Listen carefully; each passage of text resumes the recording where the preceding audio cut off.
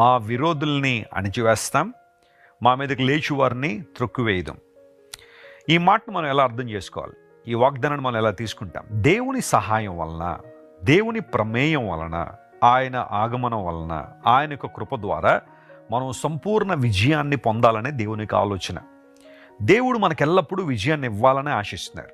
ఎందుకంటే మనం ఆరాధించే దేవుడు విజయాన్ని కలిగి ఉన్న దేవుడు. ఆయన విజయం అంటే ఏంటో ప్రపంచానికి తెలియజేసిన దేవుడు. ఆయన ప్రభువైన యేసుక్రీస్తు వారు ఈ లోకానికి వచ్చిన తర్వాత ఆయన ఎన్నో విధానాల్లో విజయాన్ని సాధించి మనందరికీ ఒక చక్కని మాదిరి ఆయన ఉంచారు.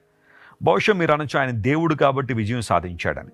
ఎస్, ఆఫ్ కోర్స్, అది వాస్తవమే. అయితే యేసుక్రీస్తు ప్రభువారు ఈ లోకంలో జీవించినప్పుడు ఆయన సంపూర్ణ మానవుడిగాను సంపూర్ణ దేవుడుగా ఉన్నాడు. ఆయన he is complete God and complete man.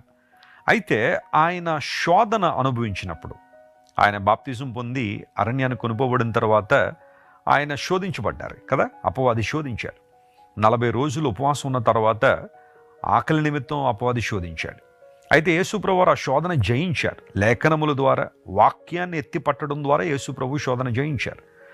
ఆయన మనవలే శోధింపబడినను ఆయన ఏ పాపము చేయలేదని పౌలు గారు కూడా తన పత్రికలో రాశారు.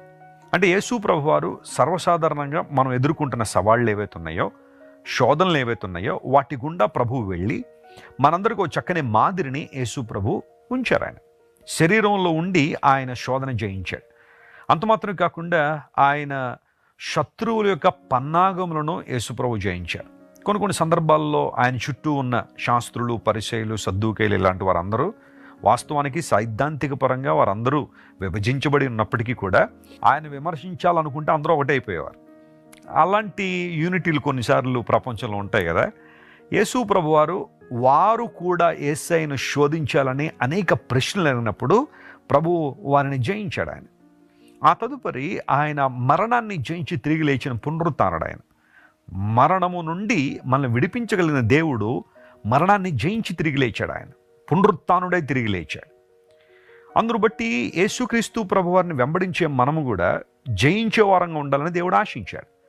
మీరు ప్రకటన గ్రంథాన్ని జాగ్రత్తగా చదివితే జయించువానికి అనే మాటను రాసి ఆ తర్వాత ఒక ఆశీర్వాదం రాయబడడం మనం ప్రకటన గ్రంథంలో 2వ అధ్యాయం 3వ అధ్యాయంలో స్పష్టంగా మనం చూస్తాం. 7 సంఘాలకి ఉత్తరాలు రాస్తున్నప్పుడు ఆ సంఘానికి దేవుడు చెప్పాల్సిన మాటలన్నీ చెప్పిన తర్వాత చివరిలో ఒక మాట, జయించువానికి ఈ ఆశీర్వాదాన్ని ఇస్తాను, జయించువానికి ఈ ఆధిక్యత ఉంది అని ప్రభు పదే పదే చెప్పడంలో ఆయన ఉద్దేశం ఏంటంటే మనందరం జయించే వారంగా ఉండాలని.